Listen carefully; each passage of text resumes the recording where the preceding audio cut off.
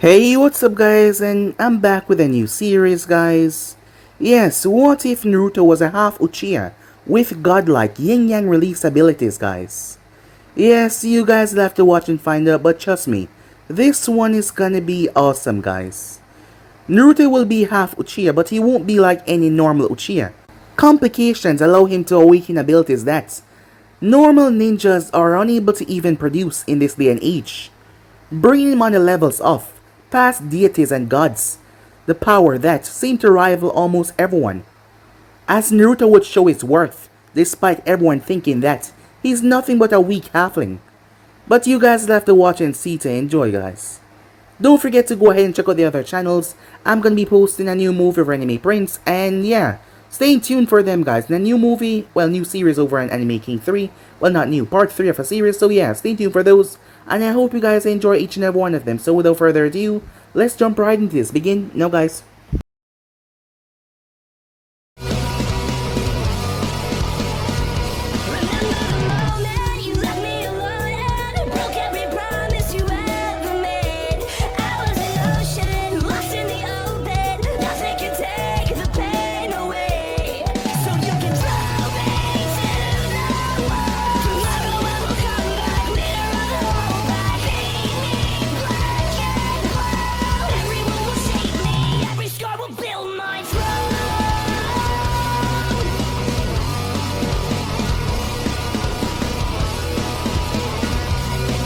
Izumi Uchiha walked down the dusty street leading towards the Hokage's office. She and her older brother Beisho was summoned by Lord Third this morning.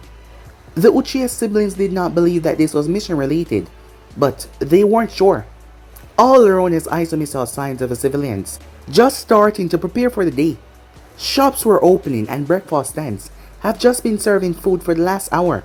She would have liked to stop and get something to eat, but duty always came first. She noticed several kids from the academy as she smiled and waved. They would smile back at her and wave until their eyes noticed her brother. Izumi sighed at this, because she wanted Beisho to later had friends that didn't have the last name Uchiha. Their mother had died soon after, giving birth to her, and their father had been executed when she was 5 years old. So her then 12-year-old brother became her caretaker back then, as she gave her brother a pouting look. At 15 now, her brother was a very typical Uchiha, very stock and antisocial. He has been a jonin of the leaf ever since the age of 13. He was thin with the charcoal eyes of the Uchiha, and a short but wild hairstyle of pure white locks, black pants and a vest, with a black shirt underneath, as he had a headband strapped around his upper arm. As they arrived at the building, her brother spoke for them in his usual calm and emotionless voice. Uchiha Beisho and Uchiha Izumi, here to see Lord Hokage. He's expecting us. The Hyuga on the right overlooked them before allowing them to pass. Izumi smiled politely at him even though her brother did not give any real acknowledgement. As they made their way to the secretary office where they saw a small red-headed boy with whisker marks on both of his cheek.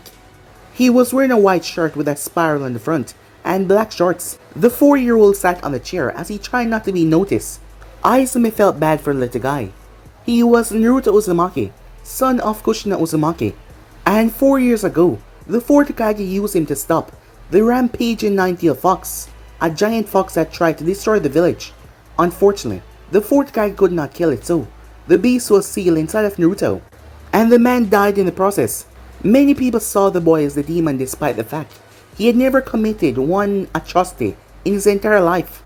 As a result of the constant negative attitude towards him, Naruto had developed into a quiet and very shy child. The secretary glanced up towards them. Lord Hokage is waiting for you. He has important matters to discuss. Beisho walked towards the door as he knocked, as it was followed by an enter. Hiruzen Sarutobi sat behind his desk, as he was going over his thoughts. There was a lot on his mind right now. He was about to do something that could very well blow up right in his face. After a new technique was developed by the medical staff at the hospital, several orphan children had been tested by using their chakra to see if they had any family within the village. So far, not many had been shown to have any close relative. However, Naruto had. How the old man wished he could restore that bastard Uchiha to life so that he could execute him once again. Just more slowly and painfully for what he did to Kushina, Naruto's mother. That damn bastard Uchiha. Even now, thinking about that man got Hiruzen clenching his fists. The wise old man watches the two young Uchihas he's been waiting for walk into his office. One, at least on paper, was a promising jonin, and his younger sister was a top kunoichi in her academy class. The main problem with the Uchiha was their loyalty. Except for two, the rest were in question at the moment.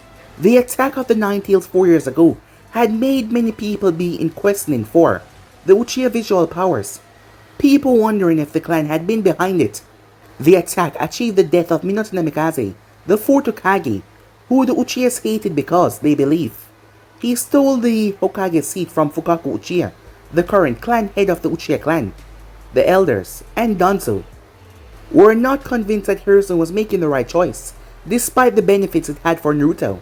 Danzo even claimed this could be the third Hokage's greatest failure. But the old man was determined to see this through, for Naruto's sake. Minato had loved Kushina with all of his heart. However, politics forced him to take another as his wife. And he had made Hiruzen swear to make sure the boy had a happy life. After the incident with the fox, many had believed that the fourth Hokage was Naruto's father because of the closeness that him and Kushina shared. However, they were not together. Politics got in the way of that. Hiruzen had even done a blood test to see. A sample provided by Jiraiya proved that Minato was not Naruto's father.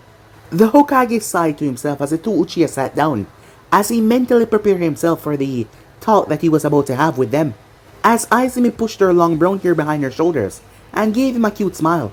It broke Hiruzen's heart that this little girl-owned family could lead her straight to her own grave. If what Itachi and Shisui reported was true, then the Uchihas had seriously begun to plot an overthrow of the Hidden Leaf and seize control by force. There was still time to stop it. That is why Hiruzen hoped this little act today would lead to peace and prevent war. Thank you both for coming, Hiruzen said, as he had files on his decks. As he passed each of them a file. Before you are case files on a jonin that died 4 years ago. She was a powerful kunoichi and Fuinjutsu mistress who died during childbirth on the day of the Kyuubi attack. When Kushina Uzumaki turned up pregnant, an investigation was launched to uncover who was the father. She admitted that she had possibly drank too much one night and blacked out. We never uncovered who it was and no one stepped forward. Izumi was confused as she wasn't exactly sure where the conversation was heading. Beisho, on the other hand, he knew exactly what Hiruzen was going to say as he started to get angry. However, his face remained neutral, not showing that anger. There were things that he never told his sister regarding why their father had been executed, and this old fool was about to explain it right now. After the hospital developed a new technique to find family relations, I had them use it on Naruto. Hiruzen lit his pipe and took a pull. As you well see, he said, this closed the case on who is the father of Naruto Uzumaki. Taking the unspoken order, both siblings opened the files in front of them. As they read the investigation report from over 4 years ago, and now the end of the case, what it led up to. Beisho knew what was coming, but when he saw his father's name in the section, he got angry. No way, Izumi said. Naruto Uzumaki? He's our little brother? This is... Are you sure, sir? She said. She was completely shocked. As Hiruzen studied the girl carefully, she was looking at the paper in complete shock, but also wonder and excitement. He was expecting many reaction to this revelation, but not happiness. However, it did make him feel better, seeing how happy the girl was.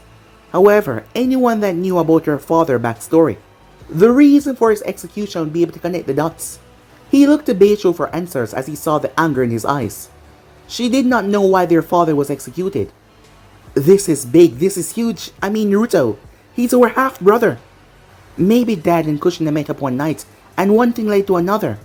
Dad probably didn't want to admit it, seeing that he had an affair with someone much younger than him. Izumi, Hiruzen interrupted. In the back of the report, you will find an official medical evaluation that Lady Uzumaki was never shown. We decided to keep it from her because it would have only upset Lady Kushina. And she had enough emotional problems with being a single mother. That and she was also a Jinjulke, Hiruzen thought. Beisho closed his as he placed it back on the decks, while Izumi flipped to the back rather quickly. However, her curiosity turned to shock, and then turned to horror as she read. She couldn't believe it. There were signs that someone used a memory-altering genjutsu on Lady Kushina. Dad erased her memory afterwards. Why, she said. Izumi already knew why though, but she just wants someone to tell her that she was wrong, that your father would not do something like this. Do you know why your father was executed? He said to her, as she looked at him. He released a sigh. He was found guilty with sexual assault on a chunin. Kuruna Yuai came to me and explained how she had been walking home after drinks with friends. When your father Hikari Uchiha placed her under a paralysis genjutsu, he then took her back to his place where he proceeded the assault. Afterwards he tried to erase her mind, but he was never able to advance his Sharingan to the most powerful state. Kuruna was a highly skilled genjutsu user, and she was able to fool your father in believing that his jutsu worked. So the village sentenced him to death. Izumi said, still in shock. No, we gave him a chance. Life in prison and the removal of his eyes. Or he could keep his eyes and die with them. He chose to keep his eyes. Sarutobi watched her carefully, trying to gauge her thoughts. She was saddened by the truth apparently, but was she sad for her father or for the victims? She hid her emotions behind a mass of stone as she regained her composure. This is horrible, but it's not the main concern. What do we do about Naruto, Lord Hokage? She asked. Hiruzen took another pull on his pipe as he watched her game face. She was 9 and she could already keep a stony face like that. That decision is left to you and your brother. You could do nothing and simply walk away, and Naruto never need to know anything. Or you can also accept him and take him home to live with you as a family. However, if you do this, there will be some stipulations. Izumi turned towards her brother to see how he would answer, but Beisho was not fooled by her blank face. She wanted to take Naruto home, and she would throw a fit if he was against this. As Beisho looked towards the Hokage, cursing him in his mind. On one hand, the small child was the village weapon, a Jinjulike. On the other, he was hated by most of the village. If the Uchiha took guardianship over the weapon, it could put them in a negative light. The clan could also try to make them forcefully give up Naruto after they accepted it, and that would place them in a very negative light with the Hokage and anyone that would sympathize with Naruto. The older boy would have liked to discuss this with the clan first, but he could tell that he doesn't want to answer now. What are the stipulations? He asks. Naruto is heir to the Uzumaki clan, and as such, he will remain a Uzumaki. The Uchihas cannot attempt to gain insight or ownership of Uzumaki techniques through Naruto. I will still act as Naruto regent until he becomes of age, and I will make decisions for the Uzumaki clan on his best interests. Once again, Beisho felt irritated. Control over the Uzumaki fortune would have helped them greatly to accept the custody of Naruto. Something that the Hokage also said was directed towards him. Hiruzen did not know that Izumi knew of the 9 tails inside of Naruto. With Hiruzen in control of all matters regarding Naruto well-being, the Uchihas could not train him to control the 9 tails chakra, not without the Hokage permission. They could not even tell him about it.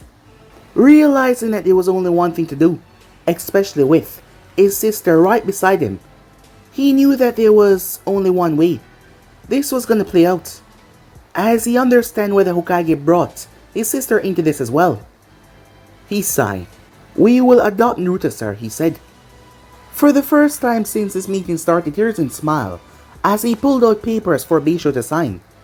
Once it was done and he became Naruto legal guardian, he pressed the intercom. Please, send in Naruto.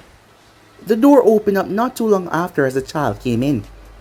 As he was nervously looking down, he glanced up as she saw his chocolate-colored eyes.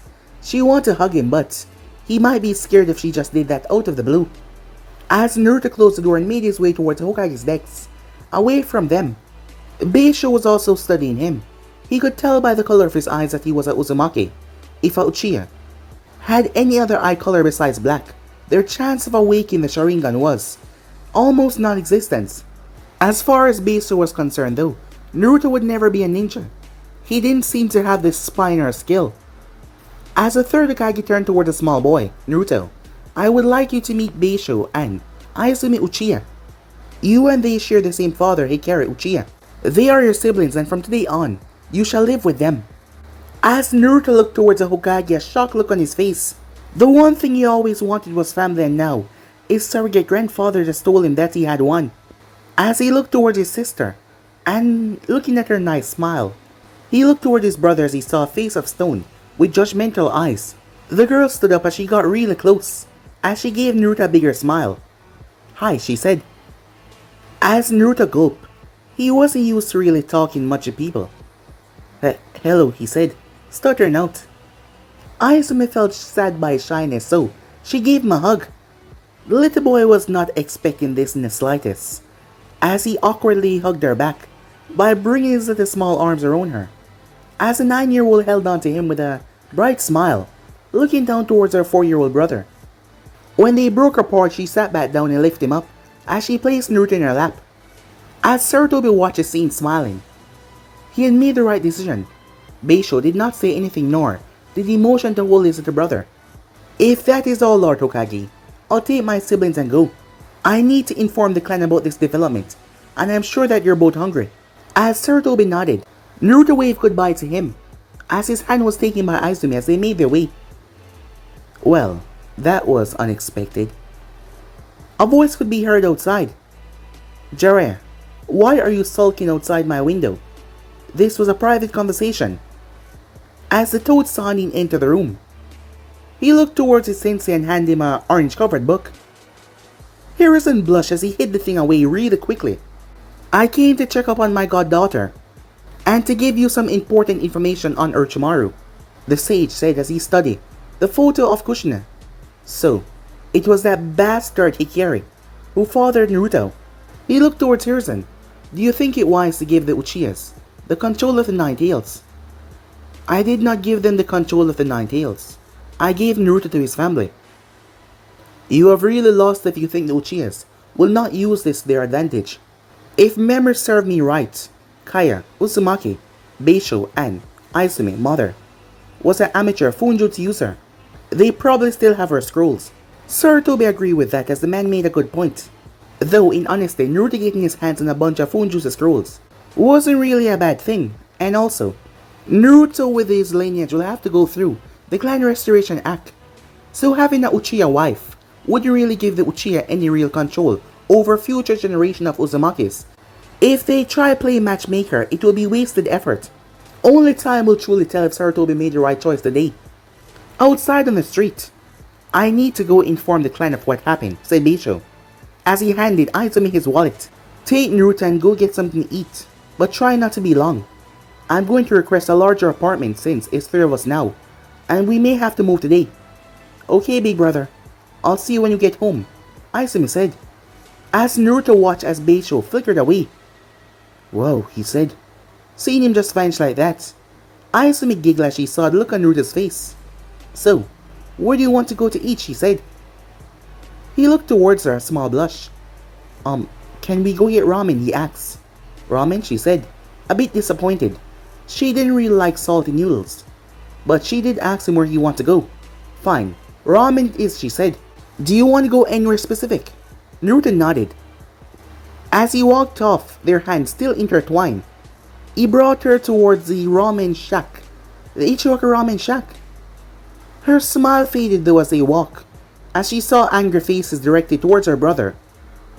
She started to glare back at the people, but given that she was only 9 years old and having awakened her Sharingan yet, it wasn't that effective on them. However, they finally arrived. Hi Naruto. Who's your new friend? Izumi felt happy when she saw this woman treating her little brother nicely. As she stepped inside, my name is Izumi Uchiha, and I just learned that Naruto-kun is my half-brother. We share the same father, and he will be living with us and my older brother from now on. Ayan's face broke out in a wide happy smile. This was some of the best news that she had heard in a very long while. She loved Naruto like her own little brother, ever since the third Hokage brought him here a year ago, and she wished her own father could adopt him. He had apparently tried, but because of clan politics, the civilian council had denied the application. Apparently, they could not turn down a blood connection though, as he had real family. With the Uchihas, well, that was surprising. Toki approached hearing Izumi's statement. Well, isn't that something? So who was the lucky guy that caught Kushina's heart, he asks. Izumi cringed before saying, Uchiha Hikari. The old ramen chef froze, as there was a look on his face. However, it was not directed towards Izumi though. The man seemed to be in deep thought, and none of the thoughts were pleasant.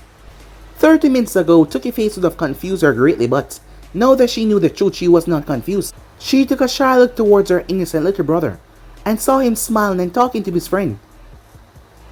She sighed and wondered how she was going to tell him when he asked about their father, that he was living proof of their father's crime.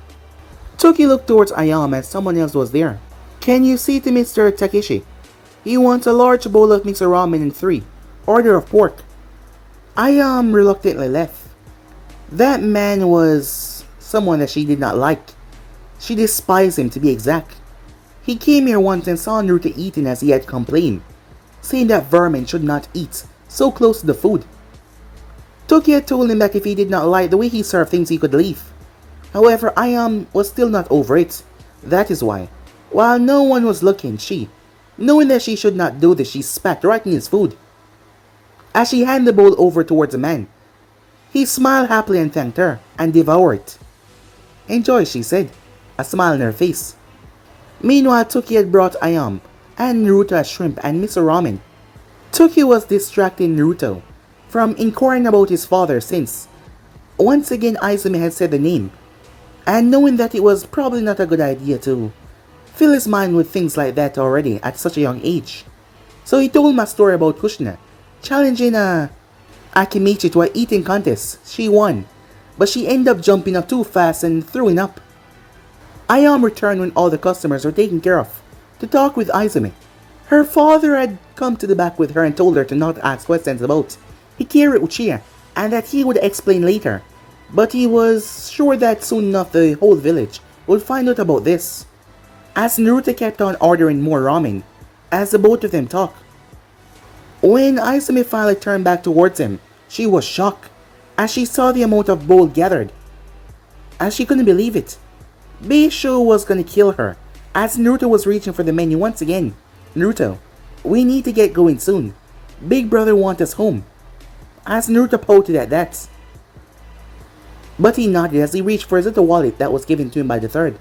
However, she stopped him. Don't worry, Beisho gave me money. It's okay, he said. I ate more than you.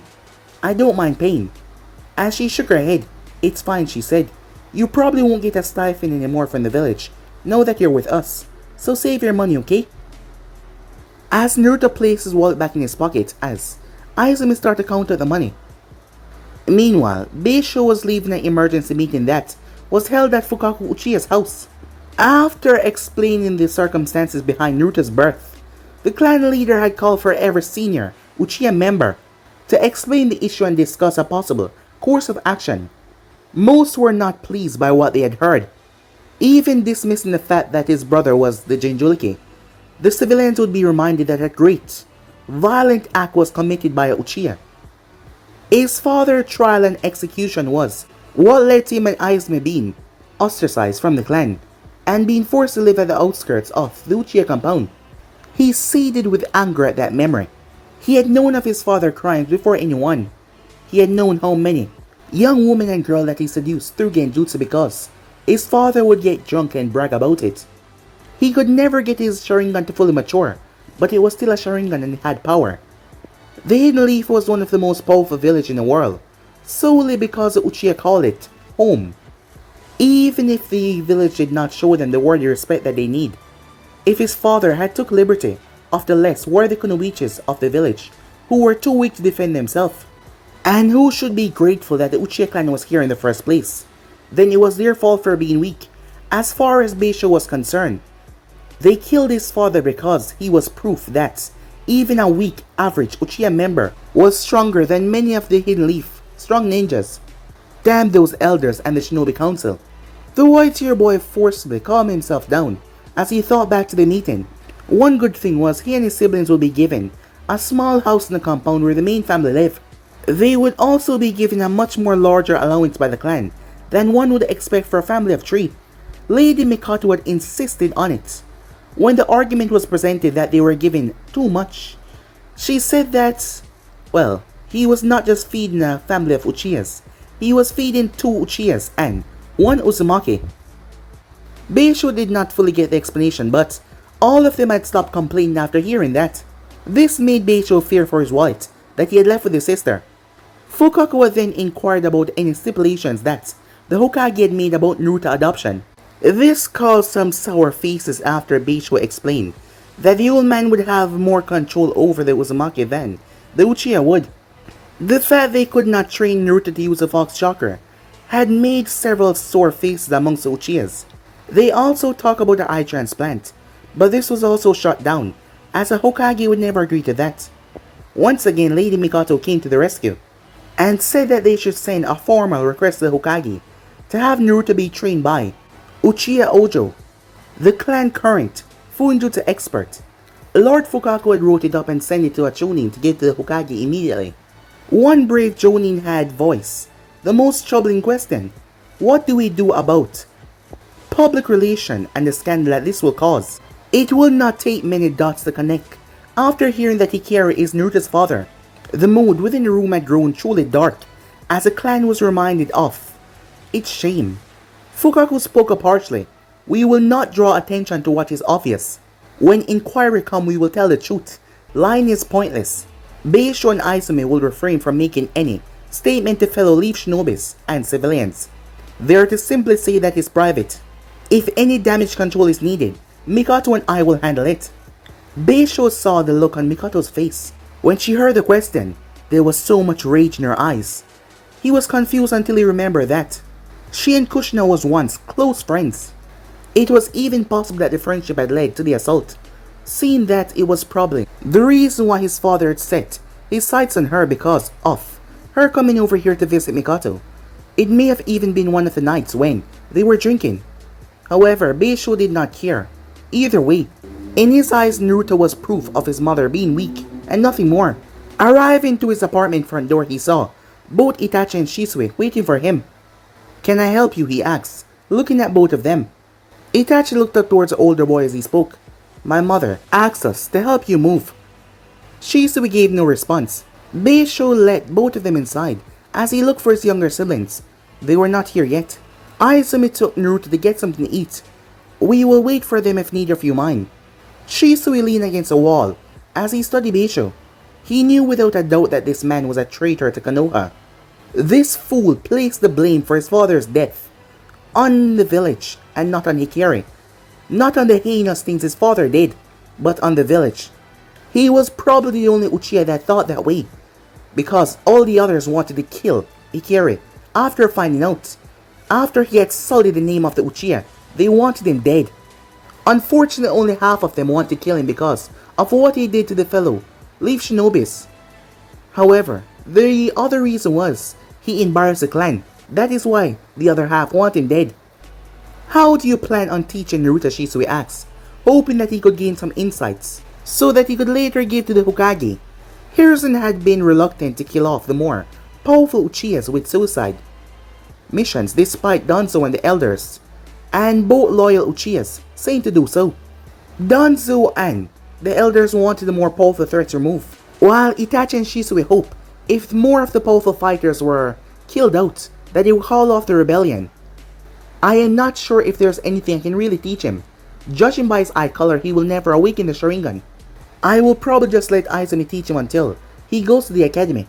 He may one day be a competent genin. As Shisui glanced towards Itachi, Itachi's eyes narrowed dangerously at Beisho as he thought about his younger brother Sasuke. Fukaku often favored Itachi over Sasuke, which left his younger brother to starve for attention. As a result, Sasuke would chase after him because their father was unapproachable. Shisui knew exactly how much Itachi loved Sasuke, and to see Beisho talking about Naruto like that, it hit a nerve in his young protege. The problem that they believed was the third Hokage would want to spare Beisho for Naruto's sake. But if anything, getting him out of the picture to them would help Naruto development. However, Beisho was no pushover, as he was highly skilled in elemental ninjutsu, and he was said to have one of the more powerful Sharingan eyes in the clan. A discrepancy in a mission report involving the death of one fellow Konoha ninja, one that Beisho had been good friends with, made Shisui question just how powerful Beisho eyes truly are. Glancing at Itachi, Shisui was actually worried that the 9-year-old Itachi would attack him. That is when Izumi and Naruto walked in through the front door. As Naruto realized there was a lot of people in there, well, 2 to be exact, as he stood behind his sister. However, Izumi turned and lifted Naruto up like a little cat as she held him under his armpits. "This is my cute little brother Naruto," she said. "Naruto, this is Itachi-kun and Shisui. They're both Uchihas and friends of mine." The obviously uncomfortable boy looked towards them. Hello," he said, as Itachi smiled politely, trying to be nice. "Hello, Naruto. We come to help your older sibling move." As Naruto looked down shyly as Izumi glanced toward Beisho. "We're moving already?" "Yes, the clan did not have any larger apartment close, so they relocated us to a house in the middle of the compound. We won't be far from the main family home actually." As Shisui stood up and pulled out several scrolls, as he passed them out to everyone except for Naruto. "We can seal everything in these storage scrolls to make packing easier." Izumi grabbed one as she made her way to her room, as Naruto followed closely behind her. He stood in the threshold as he looked around curiously. For the most part, the room was empty, only a few plants by the window, and a futon for sleeping. As his sister started to pull out her clothes from the closet, as she started to fold them on her futon. "Come here, Naruto-kun," she said. "I'll show you how to use the storage scroll." He stood by her as she unrolled the scroll and placed it on the ground. She then started to make hand signs slowly so he could follow. She then slammed her hand on the strange markings on the scroll. Naruto watched as ink spread out like spider web until it covered his sister's stuff, and then poof, they were gone. As she smiled at him before she picked him up, making her way outside. Neither of them knew, despite this wonderful happy moment of them reuniting, that in 1 month time, a lot of tragedy will fall over the clan. How Naruto will be forced to rise to the occasion to save another child, and how it will change him forever. Time skip. Izumi Uchiha sat at her kitchen table, a cup of tea cooling in front of her, looking around the empty room that her and her brothers had shared meals in for the last month, filled her with great sadness. She silently stood there as she hated the fact that the Uchihas were forced to push out towards the outskirts of the village after the Ninetales attack. It meant that she lived so far away from the hospital. She hated the fact that her little brother was there right now, fighting for his life. And by order of the Hokage, no Uchiha was allowed to be near him. However, the thing that she truly hated the most was the one that placed Naruto in danger by offering him up as a sacrificial lamb, her older brother Beisho. Hanging on the wall was 3 pictures in honor of their parents. 2 on the left were their mom and dad. On the right by the left was Kushina Uzumaki. This had been done by Izumi because she wanted Naruto to feel as much welcome as possible. No one had told him yet about the circumstances of his birth. Izumi simply told him that she never knew his mom and dad knew each other. That is why no one could believe that they were related. Things had been going so well until the assassination attempt on Itachi. Earlier that morning, a man dressed in all black made his way from vantage point to vantage point, moving towards where his target lived. His order from his leader was clear: eliminate Itachi Uchiha at all costs. The village commander had heard from spies that there was a rising prodigy within the Uchiha clan that has not been seen since Madara Uchiha himself. No one back home wanted to see this boy, already a genin at 9 years old, make it to adulthood. The ninja was calm as he watched the comings and goings in the compound. It helped him quite a lot that the Uchihas live so far away on the outskirts, away from Anvu patrolling routes. So far he hadn't had any close calls, but now came the hard part. He had to slip in unnoticed, kill his target and slip out without anyone knowing that he had been here. If he caught, he was dead. There was no way that his village could take responsibility for this action without starting a war. He saw opening to finally get inside, a civilian man wearing the crest of the Uchiha on his shirt. As he arrived under the tree that he was in, he dropped down and knocked the man at the back of the neck as he dragged him up the road into the trees. As he began his special jutsu for infiltration by using a basic genjutsu, yes, the irony was not lost on him. He learned the man's name and a few other key facts. So all anyone saw was Jin Uchiha walking home after a long day of work. He had a basic grasp of where his target would be and how to kill him.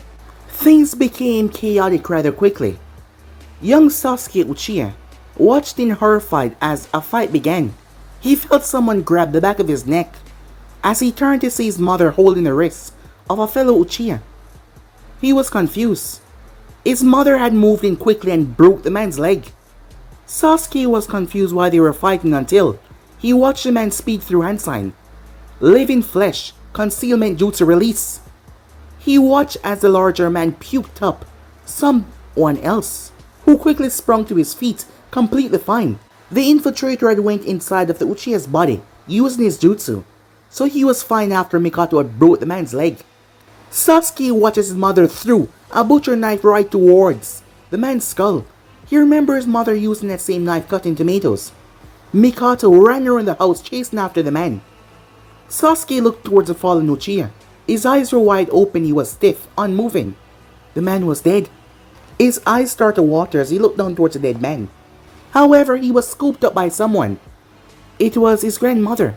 Mikato's mother picked him up and held on to him. "My little ninja," she said, "are you okay? Did that man hurt you?" As she looked down towards Jin Uchiha, she thought about his sons, his poor sons, as the man was now dead. She felt a powerful pain in her heart as she fell over, dead, with Sasuke still in her arms. A few hours later, Ojo Uchiha sat as he watched Naruto practice in his kanjis. The objective was to write as fast as possible without making any mistake. So far his handwriting was above average for a boy who was only 4 years old, but his speed was rather slow. The old Uchiha did not mind this because he was a rather patient man. At the age of 90, Ojo had no wife or children or grandchildren. He had lost his wife 15 years ago from a heart attack. She had been a member of the Hyuga branch family. The marriage had been approved by both clan elders. The stipulation was the children would be a part of the clan, the dojutsu that they awakened. The stipulation was something that neither of them liked. As the both of them got older, they started to see the children of both clans as grandchildren who they start to show affection towards. There had been many sad Hyuga and sad Uchiha children at his wife's funeral. Despite not having kids of their own, they had been lovely towards the other kids. After the Hokage agreed to the Fuinjutsu training, Fukaku and Beisho approached Ojo personally. He was secretly delighted, since Fuinjutsu was a dying art. If a clan needed Fuinjutsu, well, they reach out to business that specialized in the art. This, however, led to the genetic wards and barriers that could be easily bypassed. It was decided that Naruto would do light, conditional training with his sister in the morning before she headed off to the academy. Izumi would then drop him off over here as he would do various chakra exercises and Fuinjutsu training with Ojo. After the academy, she would pick him up and take him home for further conditioning and taijutsu training. Naruto was very shy at first, but he had opened up somewhat after he realized that Ojo was a very nice old man. He was still afraid to ask questions when he did not know something, probably afraid to get yelled at, but he was getting better. It was then that there was a knock at the door. Naruto turned towards Ojo as his Sharingan came to life, fully activated, fully powered. "Who is it?" he said. "Master Ojo, it is me, Beisho. I have come for Naruto for an urgent matter." Both teacher and student recognized the voice. Ojo quickly answered the door. Despite his advanced age, he still got around. Standing there was Naruto's older brother dressed in his Jonin attire. He did not seem to be frantic, but Ojo could see otherwise that he was uneasy. "What has happened?" he asked. "There was an attempted assassination by an unknown ninja. From apparent evidence, we believe that the target was a member of the head family, though we are not sure who. It is possible someone tried to kill Lord Fukaku, but Itachi is also a possibility. An emergency meeting has been called at Nakushine. You said that you were here for Naruto. For what reason?" Ojo said, as he narrowed his eyes. Beisho took a moment to answer. as Ojo noticed that. I am taking him to the hospital. Sasuke was used by the enemy to carry a fatal poison to be passed on to the rest of the family. I am not sure of the specifics, but the Uchiha medic ninja said that Naruto blood can cure the poison because of special properties. Special properties. As Ojo thought, probably the Nine Tails, or perhaps because he's a Uzumaki. Very well, I'll head to the Naka Shrine. Beisho picked Naruto piggyback style and vanished away. Ojo watched them leave as he felt very uneasy. But he was Naruto's older brother, there was no way that he would put him in deliberate danger. Maybe he was just overthinking things. Later though, he would come to regret letting Beisho take Naruto away. Time skip, Uchiha Hospital. Minato sat by her baby boy bedside. As every breath that he took, that sounded labor was like a kunai stabbing into her heart. Her own mother was gone, but she could not grieve right now. She needed to be strong for her son. Standing at the foot of the bed was her husband, looking stern and strong, refusing to show any emotion. Lord Fukaku, Uchiha Kanda, the senior medic, held the door open clearly, wished to speak with Fukaku outside without disturbing the mother. Fukaku gave his wife an unreadable look before he followed the medic ninja out. What is it, he said. Have you found a way to save my son? We neutralized the poison quickly, sir, but he was able to do a lot of damage before we could. From what we understand about the poison, it reacts to people with faster chakra reserves than others. The enemy probably expecting Sasuke to infect several people before falling ill himself. What they didn't expect was the amount of chakra that your youngest possessed, nor the Sharingan ability, allowing Lady Minato to see the poison that reacted inside of Sasuke and spread to her late mother. The moment Mikato's mother had picked up Sasuke, it had spread from there. However, when Minato arrived back on the scene, she had saw it. She had saw it moving from her, and she saw the same thing inside of Sasuke as well. That man, he had placed his hand on the back of Sasuke's neck. Sasuke had felt someone grab the back of his neck, but Minato had grabbed his wrist, forcing him to release. However, the man already passed the poison on to Sasuke. As Fukaku frowned, if the poison is neutralized, why can't you use medical ninjutsu to repair Sasuke's body? Almost all the damage was in his heart. The heart is heavily integrated in the chakra network. The process that we would use, our medical techniques, require us to push the patient chakra out of the area that we're healing, and then we will use our chakra to repair the damage. That is why medical ninjutsu requires such precise chakra control. If you are not careful when you push out the patient chakra, you can possibly cause more damage.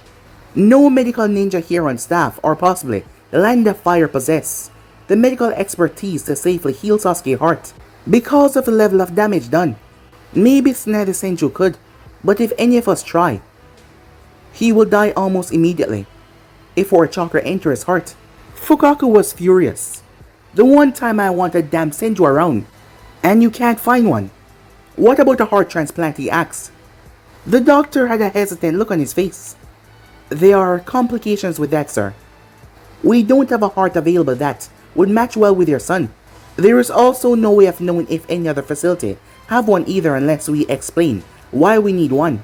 Since we need one for Sasuke, we could not lie and say it's another Uchiha, since whatever heart we were given would not match.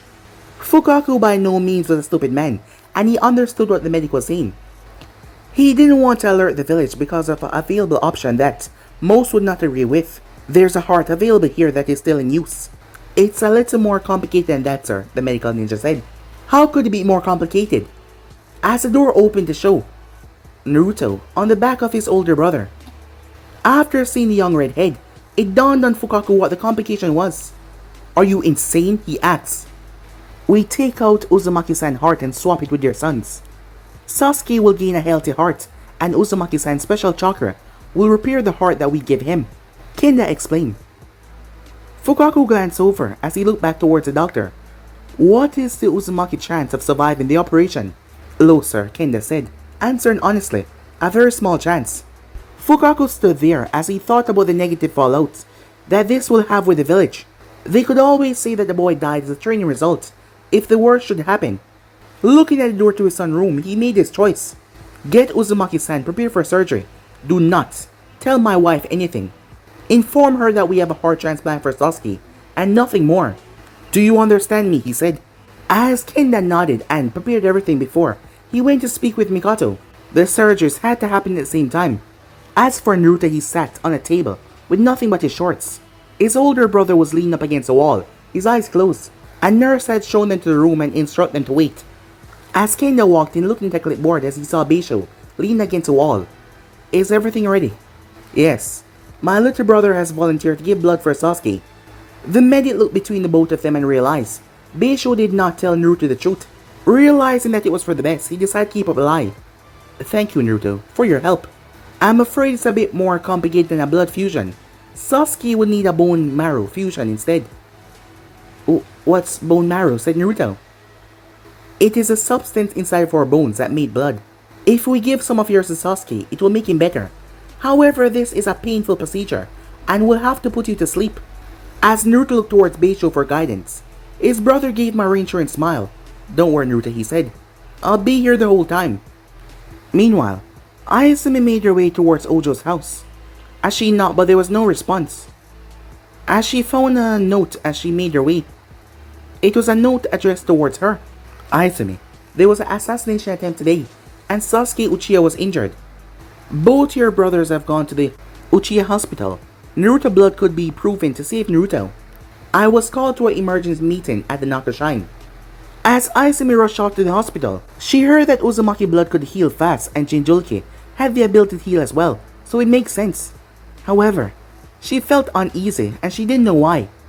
As she arrived to see her older brother, how are Naruto and Sasuke? Did the blood fusion help? They are both in recovery. Sasuke is in room 1 and Naruto is in room 2. She was confused. Why would her baby brother need a bed? As she made her way inside to see him, her eyes widened as she saw his chest covered in bandages. He looked extremely pale and weak. As Beisho had followed her inside, she snapped towards him. What the hell is going on? What's wrong with him? She said. His face was calm and subdued.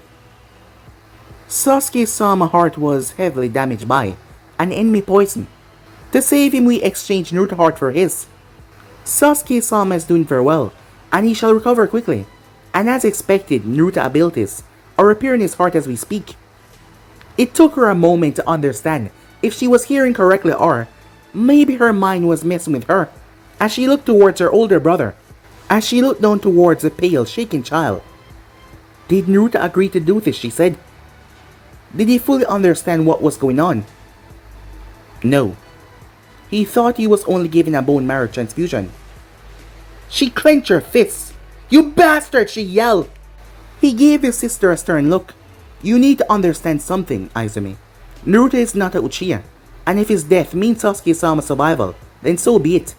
The only true accomplishment that he will ever have is saving Sasuke-san, and you know it. But you're just too stubborn to admit it, he said. Right now, there are those who are jealous of the Uchiha's power within the village, and they will do whatever it takes to subjugate us because of that. They are trying to choke us out with unfair prejudice and lies. The truth is, everyone fears this village because we call it home. Our strength is greater than ever other clan that is combined. If they fall in battle so that we can continue on, then the village is stronger for it. She couldn't believe the words that was coming out of his mouth. She couldn't believe that he was thinking and acting this way. Where is the doctor? She said. Someone should be here with him. As Beisho shrugged his shoulders, most were still exhausted after the dual operation. The rest that are still standing are with Sasuke-sama. Though Beisho did not say anything, the matter was, most of them thought that Naruto had a low chance of surviving. And if he died, they would make it look like an accident. I need air, she said, as she rushed outside and she puked, puking up her guts. As she couldn't believe her brother would do something like that to Naruto. She needed to do something. They did not care if Naruto lived or died, just use him like that. She was angry, she was upset. So she rushed off towards the Hokage's tower. Back towards the present time, Izumi did not drink her tea. She poured the cold tea down the sink, as she still remembered her brother's words. If he truly placed the Uchihas on such a high pedestal, what did he think of their father victims? Did he think their father should have been pardoned because of what happened? That Kurina UI should just accept what happened to her and move on? The truth is, she no longer knew what her brother was thinking anymore. And she was upset and angry about this as she threw her cup. It slammed into the wall and shattered. As she sat back down, she heard the front door open up and slam shut. As her brother came in, he was furious as he looked at her. Do you know what you did? He yelled. The Uchiha clan is being audited. We also cannot take part in any missions except for the running of the police force until after official investigation. But that doesn't matter for me though, because my shinobi license have been permanently suspended. Izumi glared at him. After what you did to her brother, they should have killed you, she said. Beisho was taken back by the anger in her voice. He had never been spoken to by her with such hate. He made a move to slap her. However, a voice spoke up. That would be a bad idea. Beisho tensed as he glanced behind him to see a man lean up against a wall, an anvil. He knew exactly who it was. Kakashi Hatake. Lord Hokage sent me to inform you both that Naruto is no longer in danger of dying. His body repaired the heart well enough for the medical staff to take over. He is still in a coma and should be awoken in a few days. Izumi may visit him whenever she likes, but no one else is allowed inside of his room. Izumi started to cry with a smile on her face, hearing that she had feared the worst after seeing the state that Naruto was in. What about the clan audit? Beisho said, not caring about what Kakashi just said. There was a spike of killer intent from the Hatake as he looked towards Beisho. Lord Hokage will send Ibiki Marino tomorrow to begin. He then started to leave before he paused. One more thing. Killing you Beisho might upset Naruto. After surviving the ordeal like he did, telling him that you were executed might accidentally release the Kyuubi. Kakashi let his words sunk in before he turned as he made his way. As Beisho stood there getting the message, he turned toward his sister who was already gone. Screw visiting hours. She was gonna visit Naruto right now. But guys, be and subscribe right here. If you want to see next person, do like, subscribe, comment down below, and turn on that bell notifications they posted. But I'm off now. See you guys soon. Peace.